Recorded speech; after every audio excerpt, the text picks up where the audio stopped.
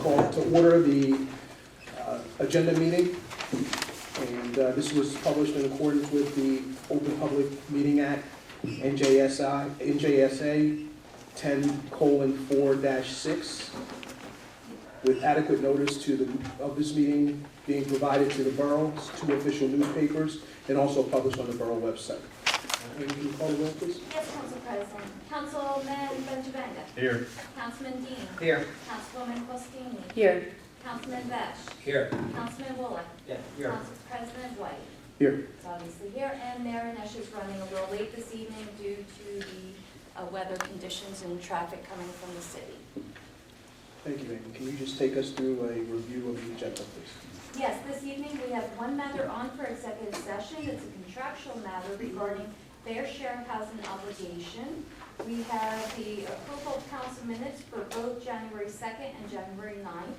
There's a presentation, which is the Elks donation for fire, police, EMS, and the Powell building. We have a mayoral appointment for Deborah Leporina to the Environmental Commission. We have an ordinance on for first reading by title, which is a bond ordinance that provides for various capital improvements appropriating $280,000.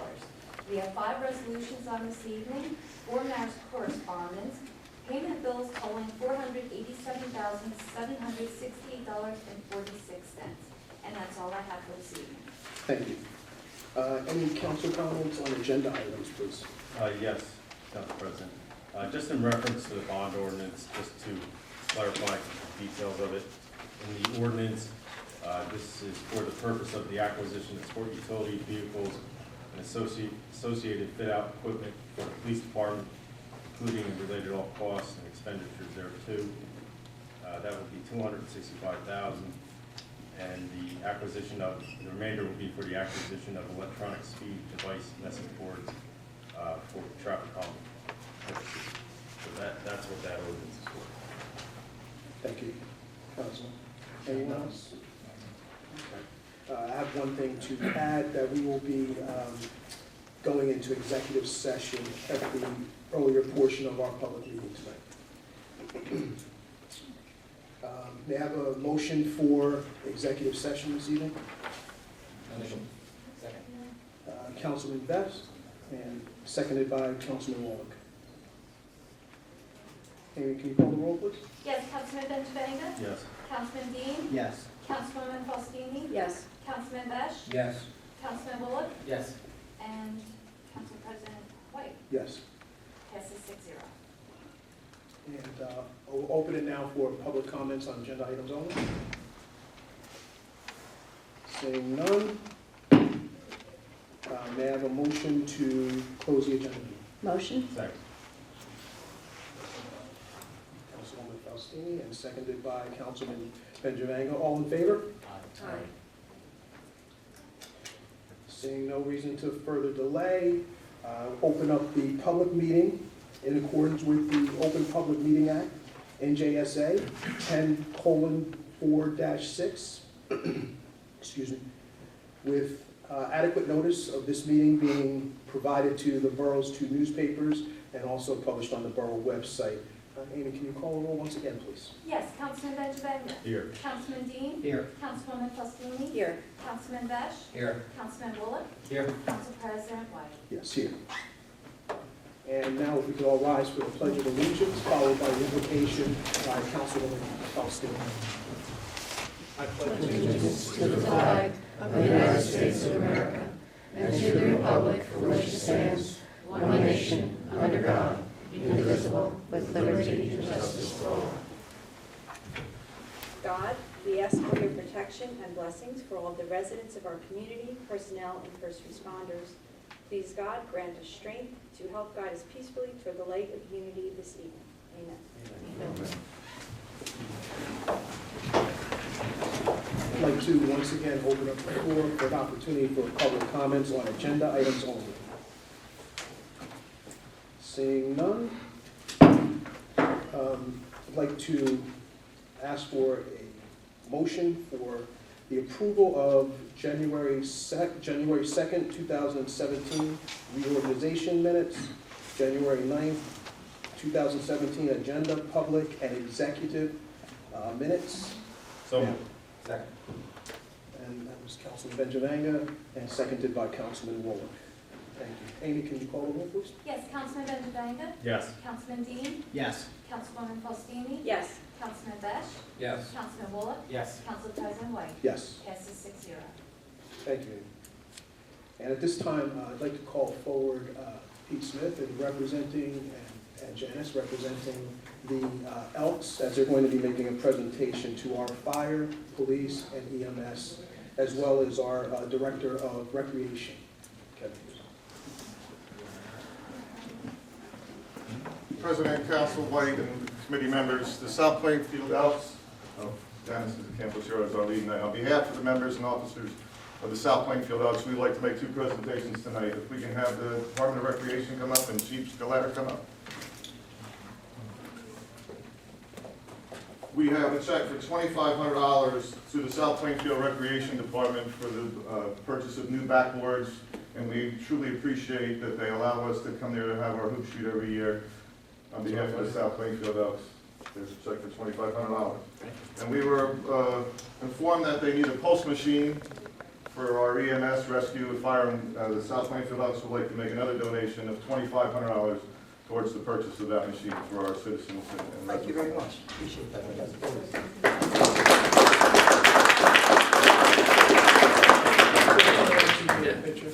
Yeah, move to the corner, maybe? And move into the corner. Where do you want to go? What's the go? Move to the corner. In. I think they want you to go in. Inside. Oh, you want to go in here? Oh. I think it's in the corner.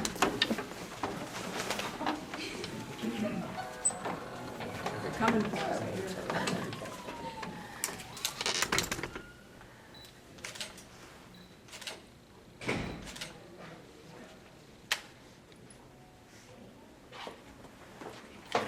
Thank you guys again. I appreciate it. Thank you very much. Thank you. You don't have to do anything too much, you can. Thank you. Thank you, Council President White.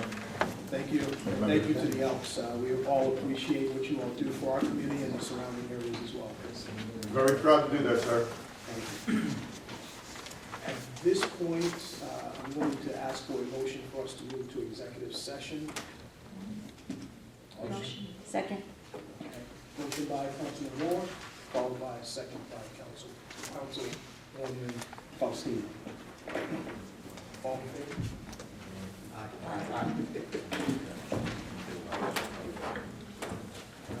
As Matt was saying, enjoy the amenities. We'll be back.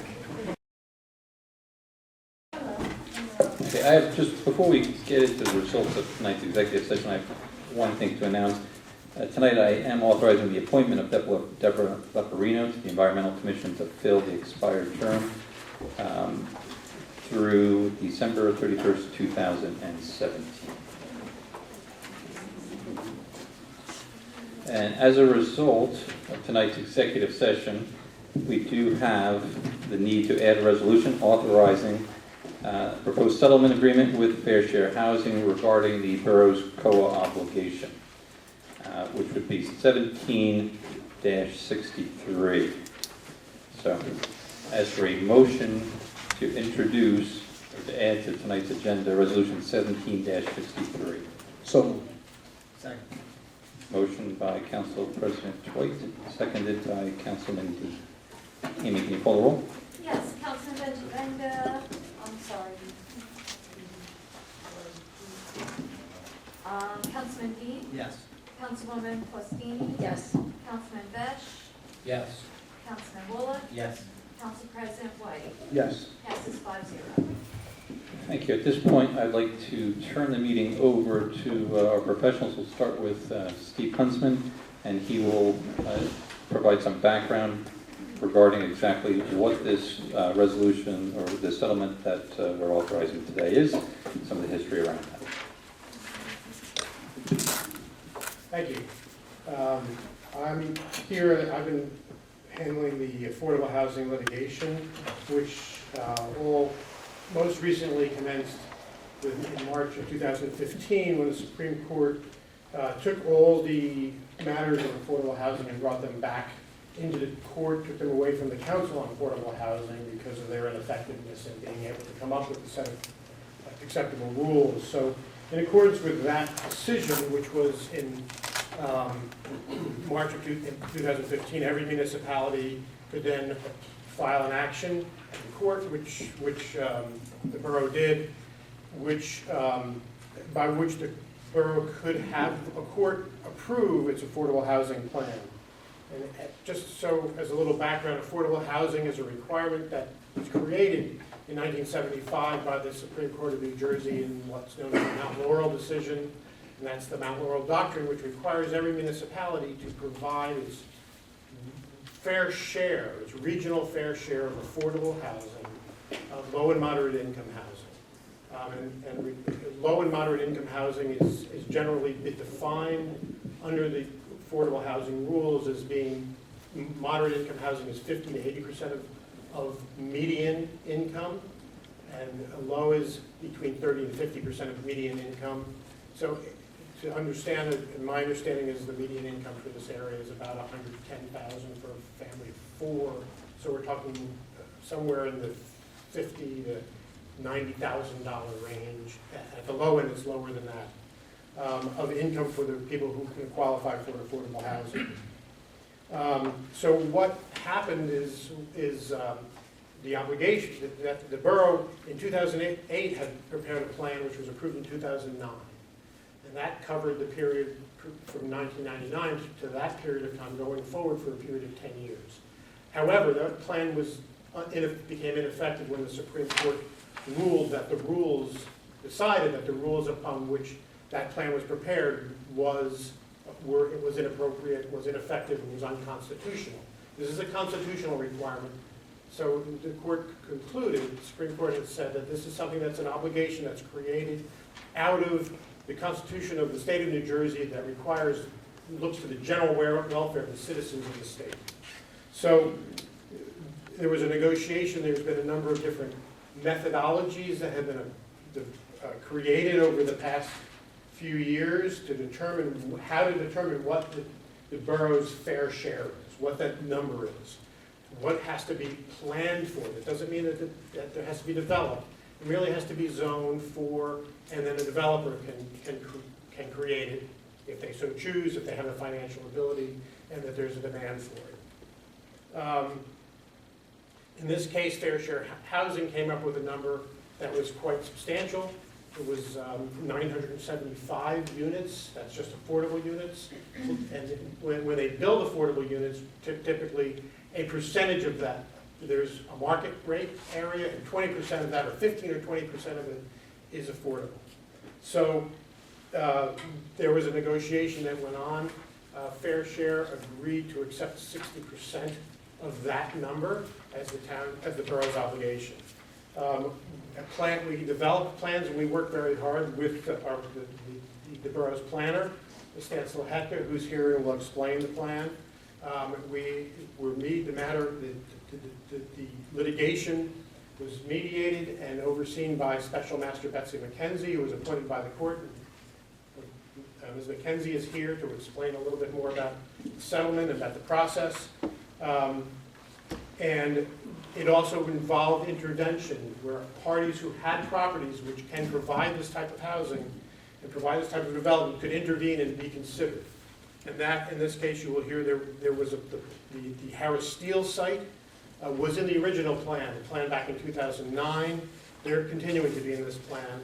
The other site that became involved is the Motorola site, where that became involved, and as a result, as McKenzie will explain, under the court rules, under the precedent, they had to be considered and included in the plan.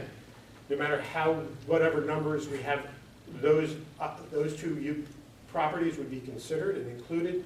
And then there's still a need that goes beyond that, and that need would be addressed through what's called overlay zoning, because there is not other land available in town to comply and provide that amount of land for development.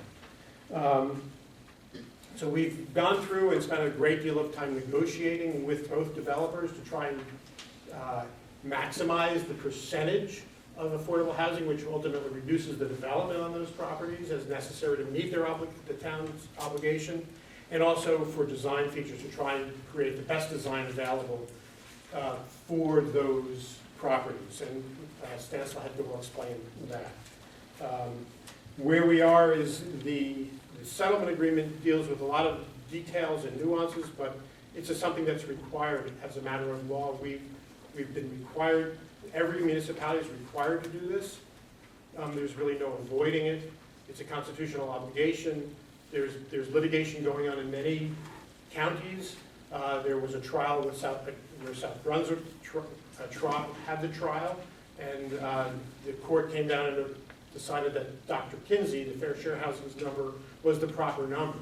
Well, we have taken that number and taken a significant reduction off of that number. It's actually, from that number of 975, we're actually less than 60%. The numbers are changing because of some rules of court, but still, no matter how they change, these two properties need to be included, and some overlay will be made. The process happens assuming that the council is agreeable to the settlement and agrees to sign the settlement agreement, which is being considered tonight. Then the matter is brought back to the court. The judge reviews it and determines whether that settlement, whether the numbers that are agreed to and the plan that's created is fair from the standpoint of people in need of low and moderate income housing that are represented by Fair Share Housing Center, whether the plan adequately addresses those needs and meets the standards as created by prior rules from the Council on Affordable Housing, prior decisions of the court, and the Fair Housing Act, which is the act that the legislature created to implement the Mountain Rule Doctrine. The court will then hear that after notice. It would be 30 days from, you have to give 30 days notice, then the court has a hearing, hears the testimony, determines whether it's a fair settlement, and if approved, the court then gives 120 days within which to implement the ordinances, to modify the master plan, to include the proper housing element that allows for affordable housing to be developed, and then the town would have immunity from that point forward till July of 2025, and would no longer have an obligation to create new affordable housing. Anybody who came in wouldn't have the right to create affordable housing until after 2025. If, as a result of decisions in other jurisdictions, changes by the legislature, decisions by the Supreme Court, the number goes down, that number then, the additional number, the excess that was planned for, then gets applied to the subsequent rounds, round 4. We're in round 3. And so that's just an overview of it. It is a constitutional obligation. It is something that the town is obligated and must do by law. And these are the methods by which the negotiations have come up with a plan that will meet all the obligations. We believe that the court will approve this. That's just my somewhat quick overview. I could talk about it for the rest of the evening, but I don't think you'd want to hear it all. But Special Master McKenzie will give you a bit overview. Special Master McKenzie was appointed by the court. She is the court's master. She does not represent the town. She does not represent the builders. She does not represent Fair Share Housing Center. She's the judge's surrogate in order to try and resolve these matters and help bring this to a conclusion. I give you Special Master McKenzie. Good evening. Is this something I can detach? Might be better so I can step back and face the audience and also the mayor and council. I think Mr. Kunzman has given you sort of a good overview of where we are. I first became involved as a special master for South Plainfield when you guys were sued in round 2 for your affordable housing obligation, and I was appointed by the court at that time to help you through that process. And it was a difficult process because, as you all are aware, South Plainfield doesn't have lots and lots of vacant land, and the properties that are left to develop aren't the easiest sites to develop. Many of them are sandwiched in between already developed areas. Some of them have environmental issues. I mean, it's not it's not a simple process, but nevertheless, the town fully met its prior round obligation and got a judgment of compliance and repose from the court. And then, because South Plainfield had been doing such a good job and had been so fully compliant, when the third round COA rules came out, South Plainfield didn't wait. They prepared a plan, submitted it to the Council on Affordable Housing for substantive certification, and in fact got substantive certification, which is kind of rare. A lot of towns didn't actually get through the process of getting an approval from COA, but you guys did. Unfortunately, and this is not South Plainfield's fault, but it is the fault of the state and the political wars that are going on at the state level, the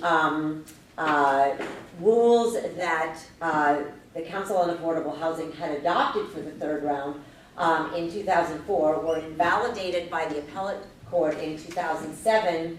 COA then adopted new rules in 2008 and turned right around and adopted a set of amendments to those rules later on in 2008. In 2010, those rules were overturned by the appellate court. And then finally it worked its way up to the Supreme Court, and I think it was 2013, the Supreme Court upheld the appellate division's decisions and basically determined that COA's rules, COA needed to go back to the drawing boards once again. COA prepared a draft set of new rules in 2014, but failed to adopt those rules. They had a 3-3 vote. As a result, in March of 2015, the Supreme Court, basically upon a motion to enforce litigants' rights that was brought by Fair Share Housing Center, which is an affordable housing advocate in the state of New Jersey, brought a motion to the Supreme Court to compel COA to adopt new rules. The Supreme Court had given COA a little bit of time previously, but finally in March of 2015, the Supreme Court said, it's apparent to us that COA is a defunct agency and is not doing its job of enforcing what has been determined already by the Supreme Court to be a constitutional obligation to provide a fair share of low and moderate income housing through its zoning or some other mechanisms that are also allowed. But basically it's a zoning solution for the most part. And so because the Supreme Court recognized that towns like South Plainfield that had been going through the process with COA and even had gotten substantive certification were clearly towns that were either participating or were already certified, that they should not be sort of let out to the wolves and have the possibility of builders' remedy lawsuits being filed against them again. They said, we are going to, first of all, we're going to do this. We're going to give 90 days for this decision of ours to even become effective. That was basically their plea to the legislature or to the governor to do something and not make the courts have to take it back.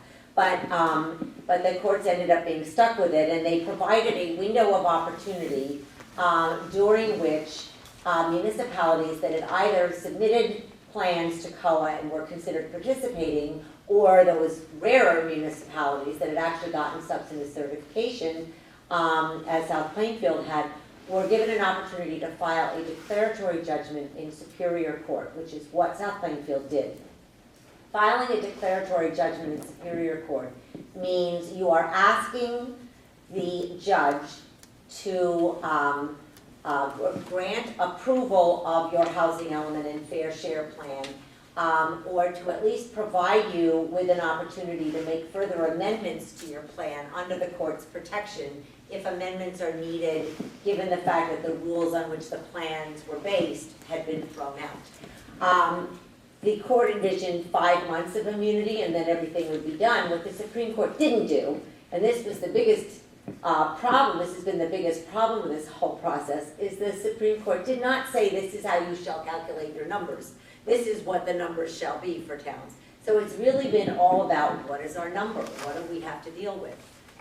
Through this process, There are various experts out there that have proffered different numbers. And Fair Share Housing Center, which was the affordable housing advocate I mentioned earlier, was actually granted interested party status by the Supreme Court in every one of the declaratory judgment actions that were filed throughout the state. So they have been involved in all of these cases, but they have been, and their numbers are high, but they are also willing to discount those numbers for towns that agree to settle.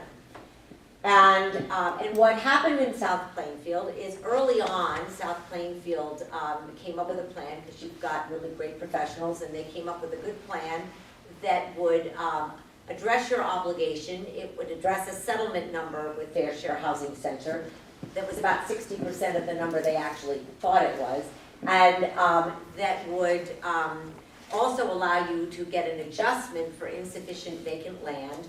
And a vacant land analysis was undertaken by your planners, and sites were looked at, and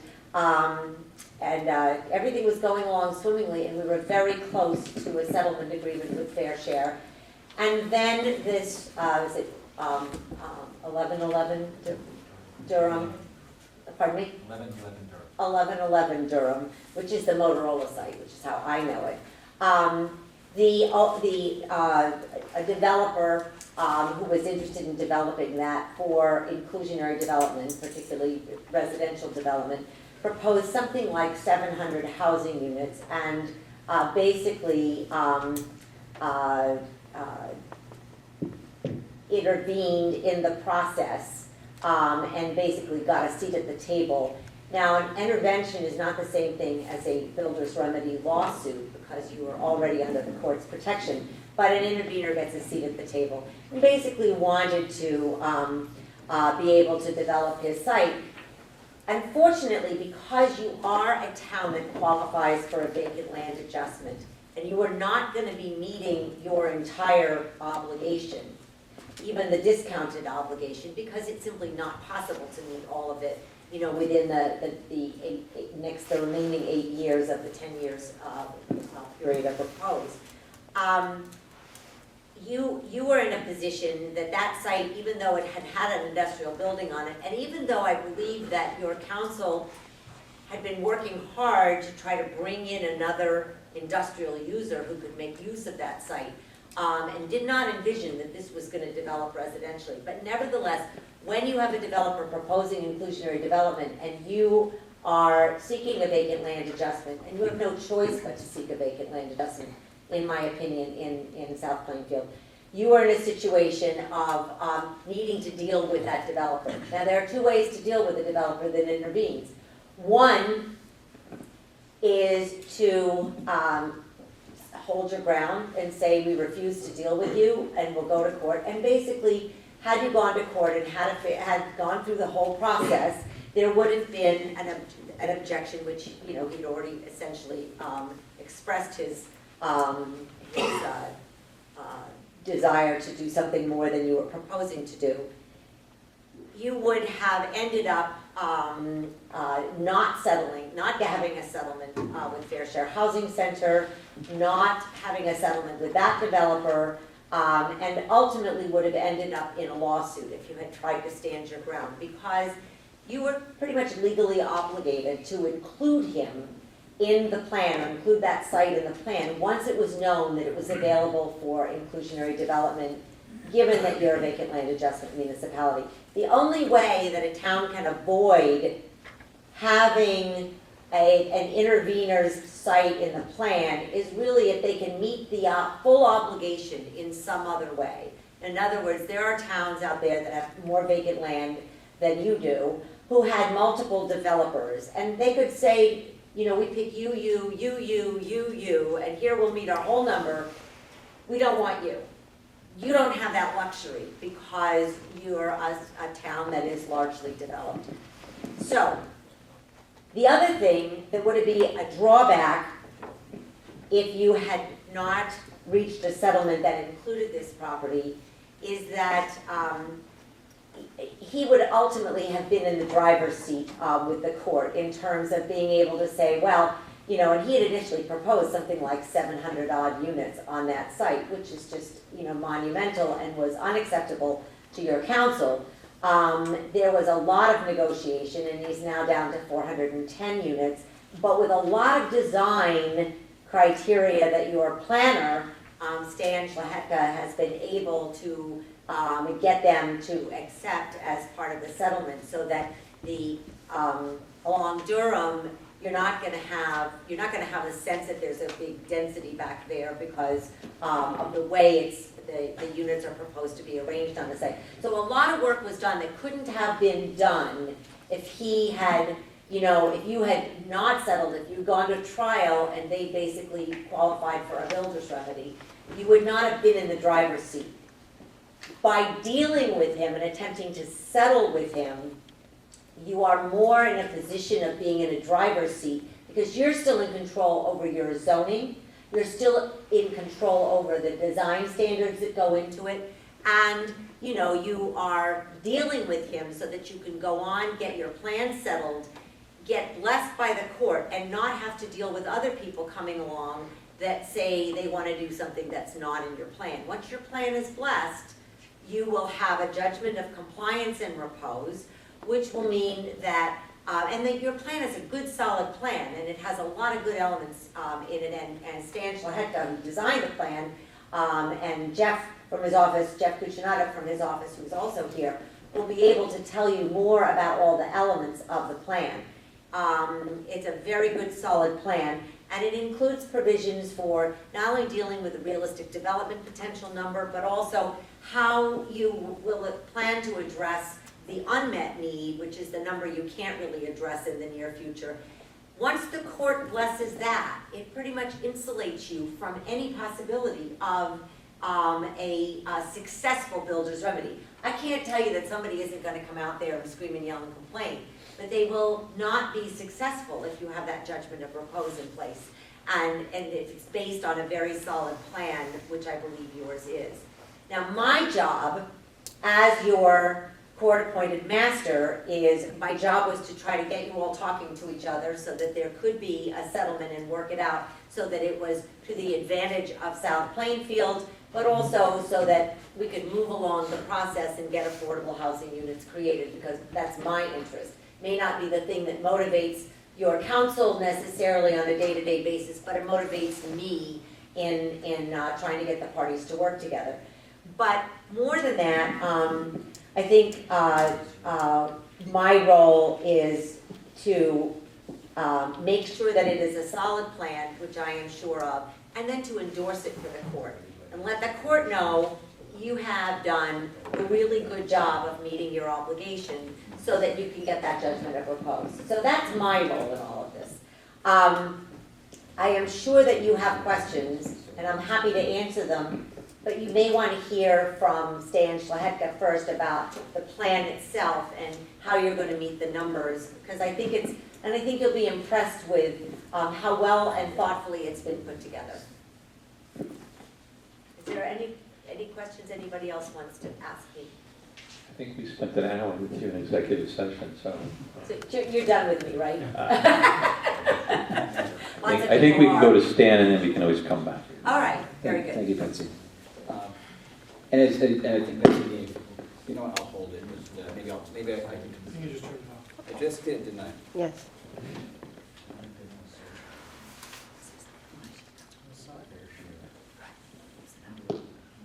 Is that it? Yep. There you go.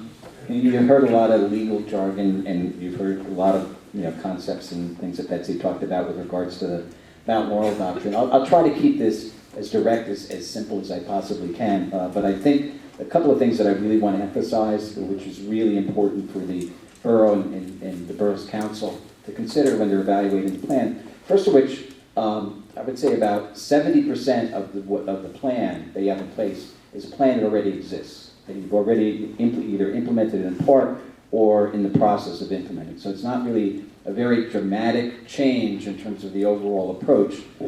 As Betsy had indicated, that one of the key new components of it is the Motorola site, 1111 Durham. And as she indicated that the borough's legally obligated to include that in the plan because of the Mount Laurel process. The other new component to the plan addresses or talks about the way that the borough addresses what Betsy was discussing with regards to the borough's vacant land adjustment and the fact that there's sort of a gap between the calculated need based upon that vacant land adjustment and your agreed to obligation based on the settlement with Fair Share Housing Center. And that's those overlays that she mentioned. And there's two areas of overlay zones, which is really an optional zone. All the underlying zoning stays in place, but you're providing a potential option in certain areas for developers to do new mixed-use development. One is in the downtown area, and then there's an OBC 1 district in the northwestern part of the borough where a mixed-use development, fairly consistent with what would be permitted there already, not a dramatic change in those two areas, but requiring an obligation for providing affordable housing. So fundamentally, your plan that you have in place is the plan that you've been implementing and for a better part of a decade, and in some cases over a decade. The best way to understand the plan is that the obligation is divided into three parts. The first obligation is a rehabilitation obligation, which is essentially an ongoing obligation that the borough has to rehabilitate existing dwelling units within the borough, not new units, but existing units that may be occupied by low and moderate income households that may be below code and need some rehabilitation. The borough's been doing this for a number of years, and it's funded by the development fees the mandatory development fees that you collect, and essentially you're going to continue addressing that obligation. It's just an ongoing obligation. You're not mandated to do it fully, but it's been part of your plan and will continue to be part of your plan. As Betsy said, the second part of this obligation is what's called the prior round obligation, which is all the numbers that have been accumulated from the prior rounds of COA. And as Betsy had indicated, we did receive prior round approval from the courts and from COA, and third round is actually from COA. And essentially, the borough is satisfying fully the prior round obligation. There's nothing new the borough has to do to address that.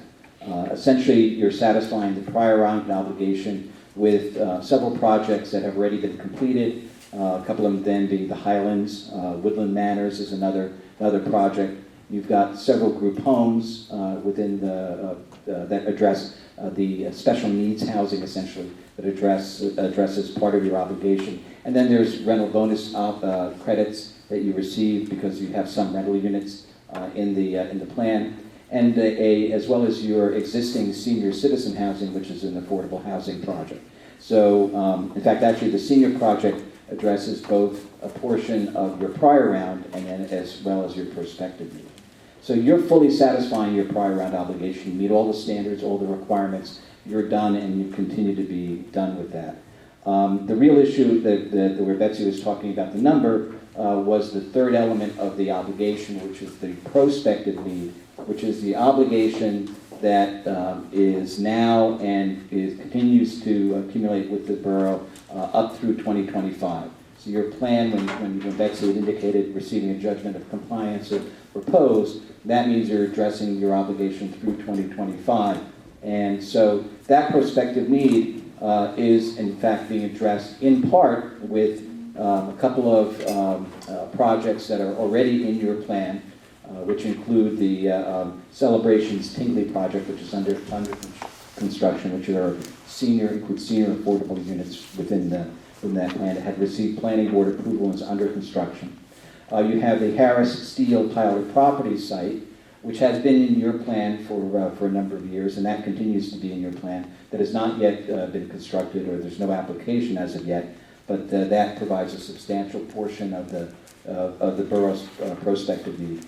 And then you have the new Motorola site, the 1111 Durham Road, which Betsy had indicated. Now, as Betsy had indicated, part of the settlement process was crafting an agreement with the developer of the Motorola site to include a series of important key design factors and standards within the plan. as best as we possibly could, protect the borough, provide the borough with a quality development, and then also minimize impacts to the adjoining neighborhoods. And some of those requirements include a substantial buffer area from Durham, 100 feet of buffering, intense landscaping, berming, before you get to any residential development, and then a gradual increase in density, with townhomes being near the Durham Avenue, then transferring to somewhat more intensive development towards 287 with multifamily residential development. One important part of the Motorola site, the affordable units created as part of the Motorola site, is in fact that they also are providing for rental bonus credits. So essentially the borough is getting a 2-for-1 bang for the buck for that, for those units created as part of that site. And then in addition, there are a couple of smaller sites that were approved by the zoning board, which required as part of those approvals having a number of affordable units as part of the development.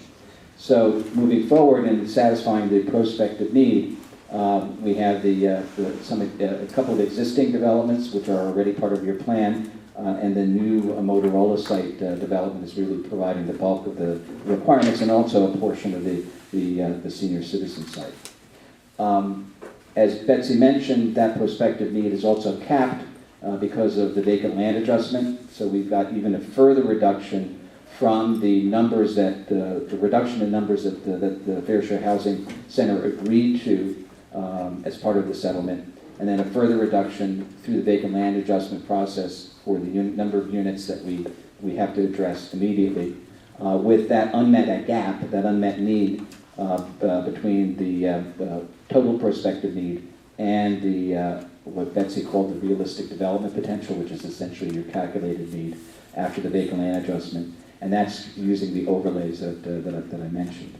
So, I mean, fundamentally, I tried to be as concise as I possibly could in describing the elements of the plan, but essentially, you are continuing on what you have been doing, and not fundamentally altering, with the exception of the two new components I mentioned, what the borough has been doing as part of its previously approved plans. If you have any questions, I'll be glad to answer them. Any council comments, questions? Anything else from the professionals? Okay, at this point, I mean, I will open it up for public comments just regarding the presentation that you heard and the proposed settlement agreement.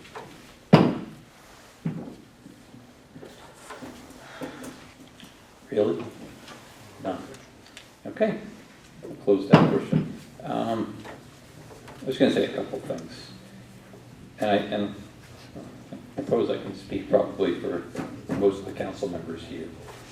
I think this has not been something that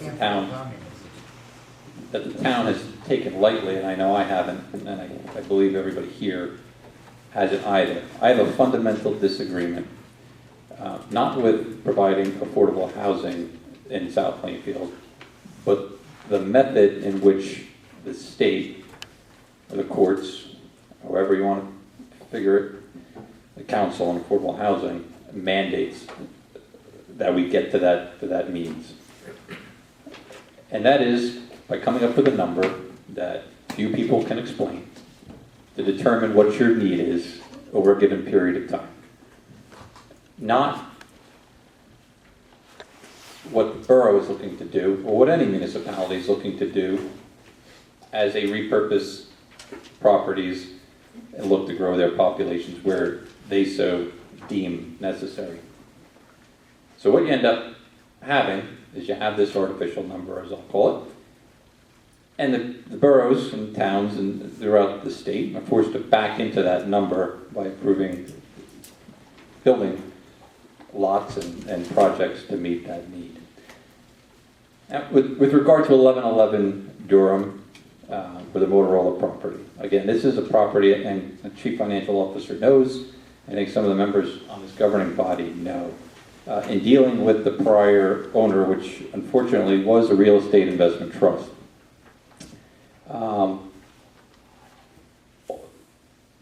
they were very aggressive in trying to get, once Motorola left that property, to bring additional tenants to that property. And I believe we were probably as close as you can come without signing an agreement to having GE Healthcare here. They love the property, and I guess unfortunately what often happens in this state is that municipalities fight amongst themselves, the state comes and gives incentives, and for whatever reason, they did not choose to relocate here. But that was GE Healthcare, and that would have fully occupied that site. That wasn't the end of the efforts for this governing body and for myself, and I know Council President White was highly involved in this as well. Once the REIT decided to sell that property, and it was purchased by ultimately Jack Morris, M&M Realty, I think the focus of that property clearly changed from being one in which it stayed its intended use, that had been in the borough for many years as a commercial property, to being one that was solely going to take advantage of this Council on Affordable Housing, this perspective and need to create affordable housing in the state, not in a manner controllable by the governing body. And I say that not without any evidence. I say that because we talked to many people, many companies that were looking to come here and relocate on that property. And we followed up with some of them. And it was a little surprising when we heard that the response that these folks would get after meeting with us, being introduced to the property, was that the owner of the property would never sell. He had no intention to sell. He wasn't going to call them back. And he was essentially going to hold out until such time as a day like today would arrive. So the choice for this governing body, and myself here, isn't a choice that anybody, I think, wants to make. Again, nobody's saying that we do not believe that there should be affordable housing throughout the state and throughout New Jersey and throughout South Plainfield. It's the manner in which often municipalities are forced to do this. And so it might make a lot of sense politically for this governing body to sit up here and drag this case through the courts. And it'll look like we're fighting the Council on Affordable Housing, we're fighting the courts. But after spending years, at least a year, with these professionals and our own attorney, and seeing what's happening throughout the state, I can tell you, as they just have, that will be a losing battle. There is nothing that we're going to do here today or in the future that's going to prevent housing on 1111 Durham. It's going to prevent housing on the old Harris Steel site. Again, we can put up a big show. We can take this to court. We can spend $250,000 of your money, our money, that ultimately otherwise could go to improving our roads, our parks, providing for public safety. The things that we do on a daily basis here, or we can choose to fight a case that we know we will not win. We may end up with more units, we may end up with the same units, we may end up with a few less, but we will not prevent housing on 1111 Durham. That's just what the professional told us. They have to be included in the plan. They're legally obligated to be included in the plan. So it's not a decision that I think any of these individuals, any of these council members take lightly, but unfortunately it's a decision that they face today. You might remember back in 2009, we had a new governor, and we did have the political debate, as Betsy had mentioned. We had a governor that was running for office who was intent on dismantling, this breaking up the Council on Affordable Housing and correcting all the inequalities that have gone on for years and years and years. Well, that didn't happen. I don't blame the governor solely. He's not responsible just himself.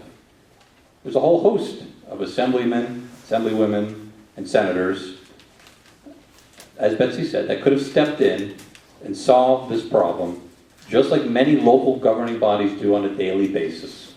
When we have a decision to make, like it or not, the decision in the best interest of the borough has to be made. And we're in this position for one simple reason, that we've had inaction in Trenton.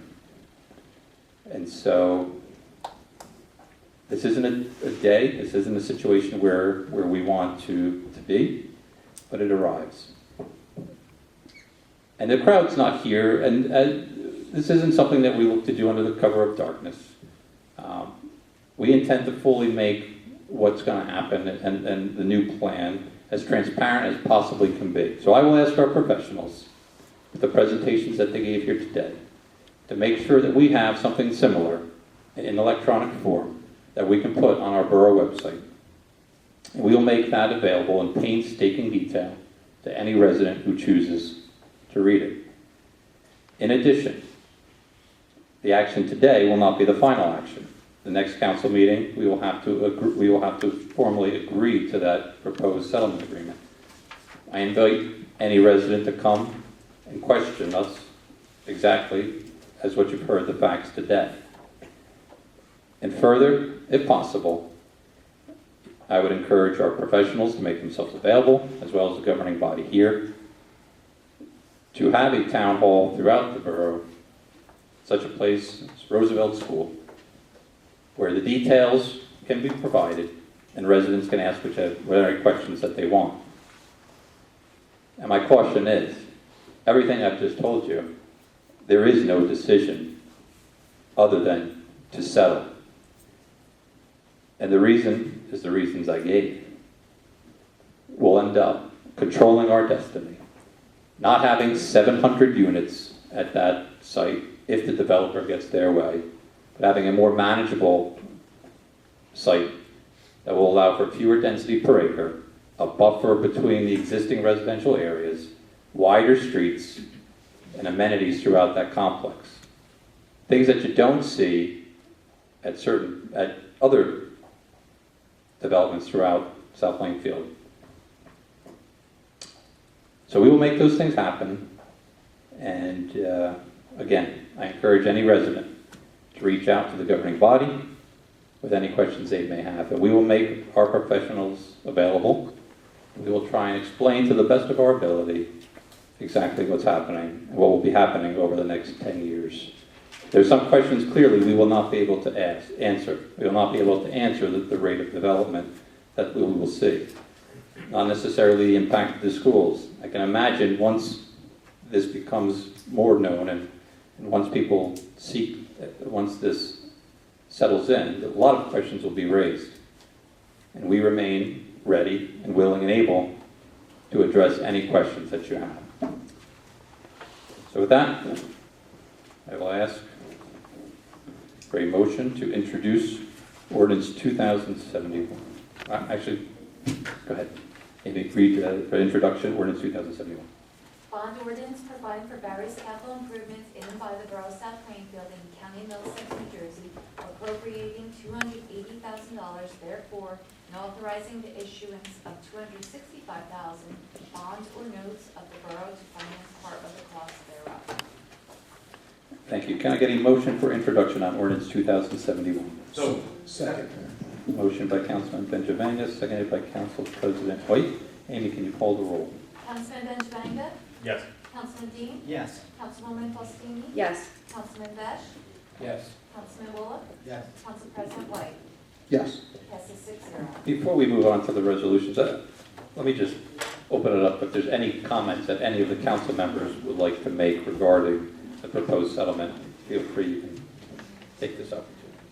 Yes, Mayor, I'd like to make a comment. First of all, I thought you did a very admirable job and a very articulate way of expressing what we've been going through over probably the last 12 months, 8 months, and the situation that we're in where the control of maintaining and determining the landscape of our community was taken out of our hands by a judicial system and a legislature that was asleep at the wheel. So I've always contended that putting housing on that property was never on the radar for me. I can speak for this governing body. And the only way that I would ever vote for something like that would be if I was legally obligated or forced to do that. And unfortunately, this is the situation we find ourselves in, is that to minimize the impact on the borough, whether it be legally, whether it be in terms of infrastructure, this is the decision we're faced with. It's not a decision that we want. It's not a decision that we have taken lightly.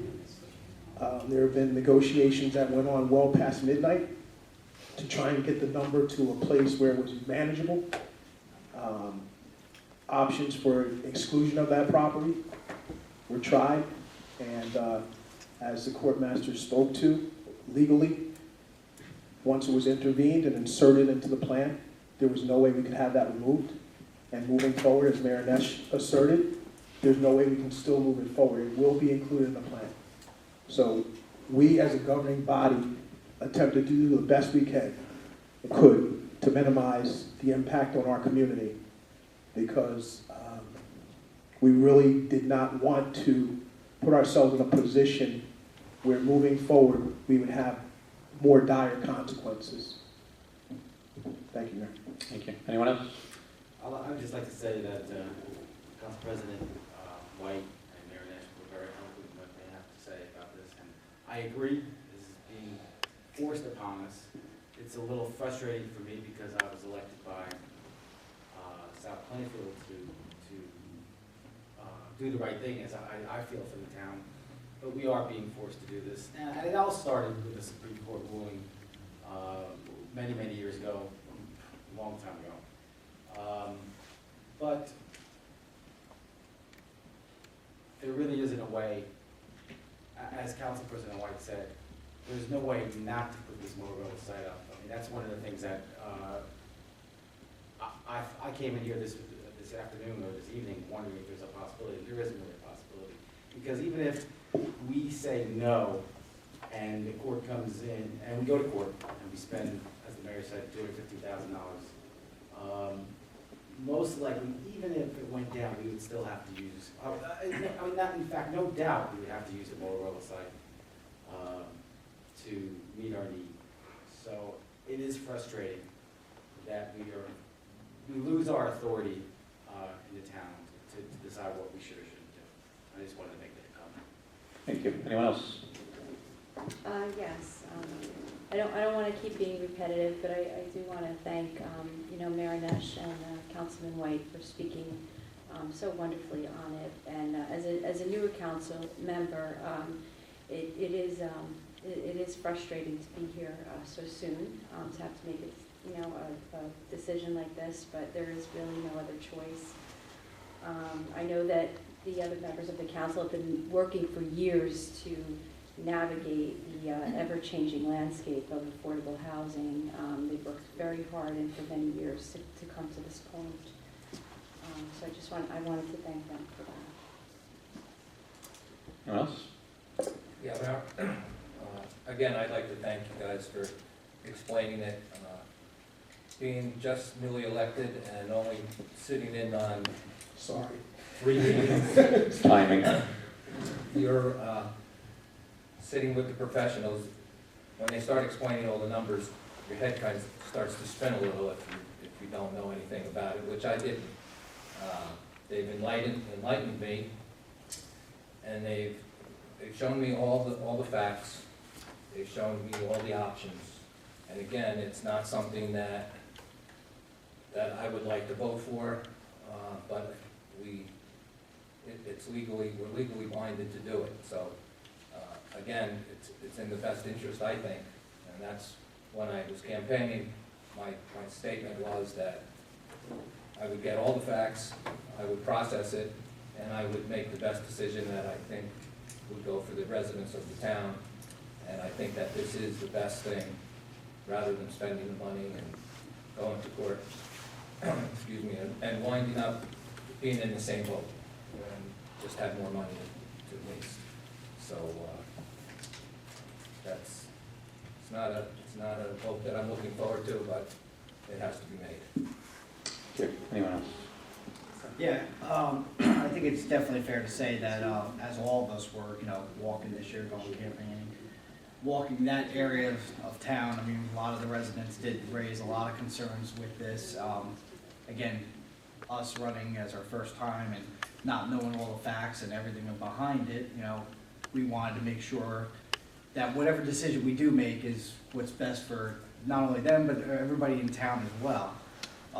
And hearing all the stipulations of everything and what could be worse and where we're at, I guess it's the best case for us to do right now, other than fighting it, costing the borough a lot more money, and risking a lot more housing units to go up in that area as well. So that's all. Yep. I just want to add one thing. I'd like to just thank all the members of the governing body. I mean, especially, we have 3 new people, and it would have been very easy to kind of turn away and not want to get the facts and not want to get the information. And I'll have to tell you that in all the dialogue, they had very poignant questions to find out information. But more importantly, once they had the information, they took it and made it their own and decided to come to their own conclusions about what would be in the best interest of the borough. So I just want to thank you all for that. It means a lot to me. Councilman? So, wasn't going to say anything, but I think I should, and it's because when I first got elected, one of the main things that I wanted to bring about was transparency, and if there's any potential form of a conflict, be forefront with you guys. I did meet with council prior to discussions of the COA obligation about that. There could be possibility, because my father owns several pieces of property in town, specifically downtown, and was in a plan years ago, that there could, I didn't want any kind of potential conflict. Not that there is, but I didn't want there to be anyone in the future. So I haven't been involved as heavily as you guys have, but I wanted the public to know why I will be abstaining from any vote on this, and why I've abstained from any conversations on this, because I didn't feel that it would be right. If there's politics in town or whatever, that my father being a former developer and large property owner in town, to be involved in this process whatsoever. So I just want to put that out there. Thank you. So we will separate 17. Oh. Yeah, I guess we have to. 17-63. Okay, can I get a motion for resolution 17-58 to 17-62? So moved. Second. Motion by Councilman Benjavanga, seconded by Council President White. Amy, can you call the roll? Councilman Benjavanga? Yes. Councilman Dean? Yes. Councilwoman Fostini? Yes. Councilman Besh? Yes. Councilman Bullock? Yes. Council President White? Yes. Passes 6-0. Thank you. And can I get a motion for 17-63? Motion. Second. Motion by Councilman Dean, seconded by Council President White. Amy, can you call the roll? Yes, Councilman Benjavanga is recused on that, so that's Councilman Dean. Yes. Councilwoman Fostini? Yes. Councilman Besh? Yes. Councilman Bullock? Yes. Council President White? Yes. Passes 5-0. Thank you. Item number 11, correspondence. We have Environmental Commission minutes of November 9th, Zoning Board of Adjustment minutes December 6th, Cultural Arts Commission minutes July 2016 through November 2016, and also the Finance Department report, schedule of net debts. Can I get a motion, please? Motion.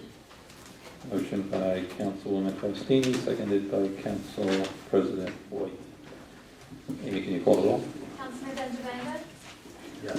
Councilman Dean? Yes. Councilwoman Fostini? Yes. Councilman Besh? Yes. Councilman Bullock? Yes. Council President White? Yes. Passes 6-0. Thank you. On payment of the bills for $487,768.46, can I get a motion? So moved. Second. Motion by Council President Benjavanga, seconded by Councilman Wolak. Amy, can you call the roll? Councilman Benjavanga? Yes. Councilman Dean? Yes. Councilwoman Fostini? Yes. Councilman Besh? Yes. Councilman Bullock? Yes. Council President White? Yes. Passes 6-0. Mr. Rizzo, anything for us tonight? Haven't you heard enough? I certainly have heard enough from you tonight.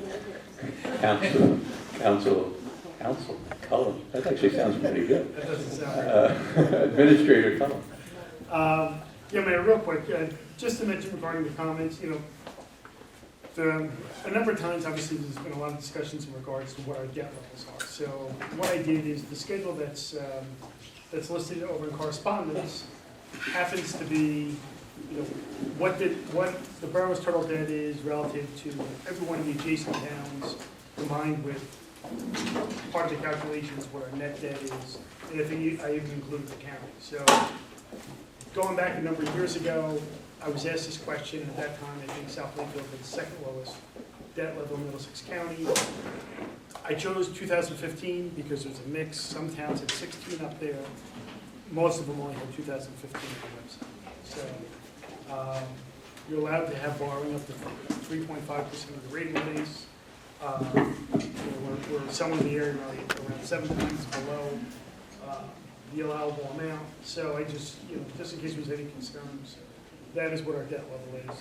The borough, relatively speaking, compared to our rateable base, our debt level is still considered fairly low. Also, near the end of the year, I had mentioned that for the second consecutive year, we would finally start to see an increase in our rateable base. And the start of 2017, we finally eclipsed the $1.4 billion number. And it's the first time we've hit that number since 2012. So it's a little early on to project 2018, but we have a high probability that this move towards our rateable base increasing is obviously going to continue, we believe, in the future. Thank you, sir. Mr. Miller. No report tonight, Mr. Mayor. Thank you. Amy, anything first? Progress, Mr. Mayor. Thank you. Councilman Dean. We had our first environmental meeting and green team meeting. Bob Longo is now our new chairman for the green team. Dorothy Mealy had resigned from that position. She just didn't have the time. Okay. We talked about some various things.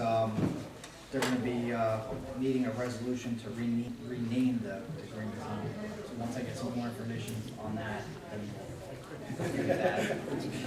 So, also, Dr. Temple told me that she sent out about roughly 6 bids for the tree planting project for this spring, and she hasn't gotten anything back. Do we know why we're renaming the green team? Do we just have to? I think they said they have to get done every year. Okay. So, Yeah. that's where she left off with that. But they were talking about with the tree planting project, having the borough buy the trees and having the DPW do the planting because nobody's getting back to it. Okay. That in progress. Thank you, sir. Always a good meeting, as I've been told. Councilwoman Faustini. I just want to invite everyone again to the Chinese New Year celebration on February 4th at the Senior Center at 12:30 to 3 o'clock, I believe. It will start off with the Chinese lion dance, and there's lots of different cultural samplings there for everyone to come out and experience. Very authentic Chinese opera singer, choruses. There'll be sampling of even some food. I'm sure I'm leaving out other things. And I want to thank both Suzanne and Darlene for participation from the library and from the Cultural Arts Commission. Thank you. Thank you. Councilman Benjamin.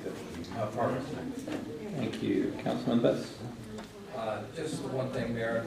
Councilman Dean and myself had a meeting with Chief Parker and Lieutenant Dallaire, and it's about trying to clarify the current truck route and try to unconfuse some of the truckers. We have some ideas. We're getting some signs. Chief Parker is going to get back to me about some message boards that he was going to maybe borrow from OEM. But we did, I'm getting a survey done on Hamilton Boulevard because some of those signs are not certified. Okay, and I think if the ones that are not certified we can remove, it's pretty cracked, it's pretty confusing. So we're in the progress of it, and as soon as we get some more information, I'll be happy to report. Excellent. Gary, I'd just like to be included on the time on the chair of the committee. I didn't know anything that. Sure, this Chief Parker just happened to call and say, can you meet here? So certainly we'll have you included in it, and we can go from there. It was just a survey. Impromptu. Yeah, it was kind of, can you just come out and check it out? Thank you, Councilman Wolf. I'll promise, Mr. Mayor. Council President, please. Yes, thank you, Mayor. I'll be making an announcement. I'm trying to figure out what business is going over into the former 1-800 property over in Oak Park Commons. I understand there's some canvas painting business, but I'm not sure what it is. So it's a good story there. That space has been vacant for quite some time. So moving forward, we're trying to fill the vacant spaces, and appreciate everyone's support up here. Progress. Thank you. At this point, open up for public comments. Yes, Suzanne.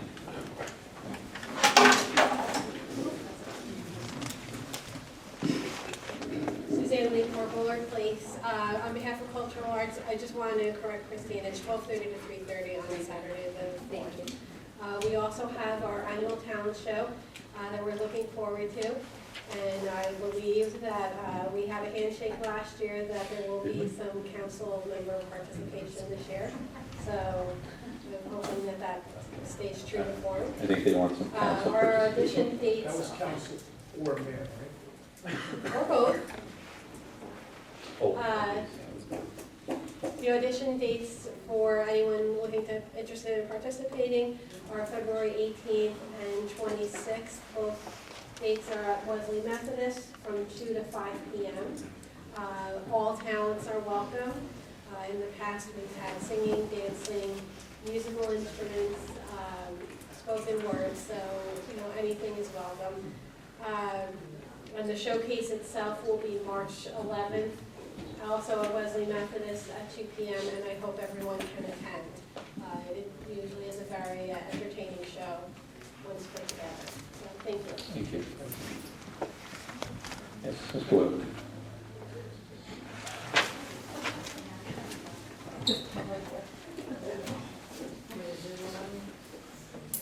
Debbie Boyle, Van Fleet. As part of the Green Team, I just want to say Alice Temple does a great job encompassing sustainable New Jersey and the sustainable South Plainfield and the school district. I know that there's always talks with that whenever we meet. A lot of times I have a board ed meeting, so I can't be there, but I get the minutes. The school district now has a Facebook. If you go under South Plainfield School District, the Facebook pops up. There's a lot of information on there. There's information about the referendum. So for those who have Facebook, please go on and look at the information and like it. And if you could pass that on to your Facebook Sure. friends. Okay. Thank you. And the South Plainfield Middle School PTO, with the assistance of the student council at the high school, we have our 10th annual blood drive on February 7th. It's from 8 o'clock in the morning until 2:30 in the afternoon. We welcome all donors. It's in the auditorium at the high school. 16-year-olds can donate with parental permission. And 17-year-olds, they just have to show their license and so on. You could be out of town or in town. Also, our spelling bee. This is our 3rd annual spelling bee for the 4th and 5th grade. It's on February 7th at 6 o'clock at night at the Senior Center.